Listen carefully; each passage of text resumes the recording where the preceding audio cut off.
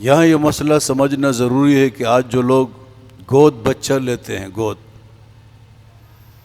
تو اس کو اپنا بچہ مانتے ہیں اور بچے سے کہتے ہیں کہ آپ کی یہ ماں ہے، میں آپ کا باپ ہوں۔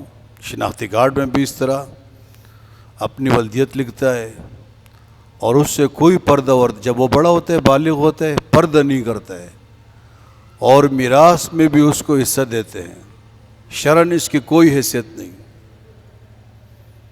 بولنے سے وہ بیٹا نہیں بنتا۔ جب بڑا ہو جائے اس سے اس ماں کا پردہ فرض ہے، جس نے اس کو ماں بنایا، پردہ فرض ہے، اکیلے کمرے میں نہیں رہ سکتا ہے اس کے ساتھ، اور میراث میں اس کو کوئی جو ہے حصہ وغیرہ نہیں ملے گا۔ لیکن لوگ اس طرح کرتے ہیں کہ یہ ہم نے اس کو بیٹا بنایا ہوا۔ اسی طرح لوگ نکاح کا بہی بناتے ہیں۔ لڑکی کا نکاح ہے، لڑکی خود کہتی ہے یا اس کے ماں باپ کہتے ہیں فلاں جو ہے اس کا وکیل بنے گا، نکاح کا وکیل، نکاح کا بھائی، دا نکاح رور پختو کی تو جب وہ بن جاتے ہیں نا نکاح کا بھائی، پھر اس سے پردہ نہیں ہوتے۔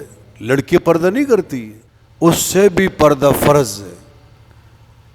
اگر وہ قریب یعنی بھانجا نہیں ہے، بھتیجا نہیں ہے، چاچا نہیں، ماما نہیں، تو اس سے پردہ کرنا فرض ہے، کوئی بھائی نہیں بنتا۔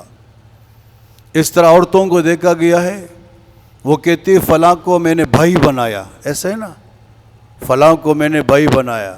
لوگ کہتے ہیں، مرد کہتے ہیں فلاں کو میں نے بہن بنایا، پھر گھر میں آنا جانا، پردہ نہیں، کہتے میں نے اس کو تو بہن بنایا۔ یہ تو آسان معاملہ ہے، بس ہر لڑکی کو بہن بناؤ، ہر لڑکے کو جو ہے وہ بھائی بناؤ۔ پردہ ہے پردہ، بولنے سے کچھ نہیں ہوتا۔ جس کو اللہ نے بھائی بنایا بھائی ہے، جس کو اللہ نے بیٹا بنایا بیٹا ہے، جس کو اللہ نے بہن بنایا بہن ہے۔ ہمارے کہنے سے نہ کوئی بیٹا بن سکتا ہے، نہ بہن بن سکتی ہے، نہ بھائی، ان سے پردہ ہے۔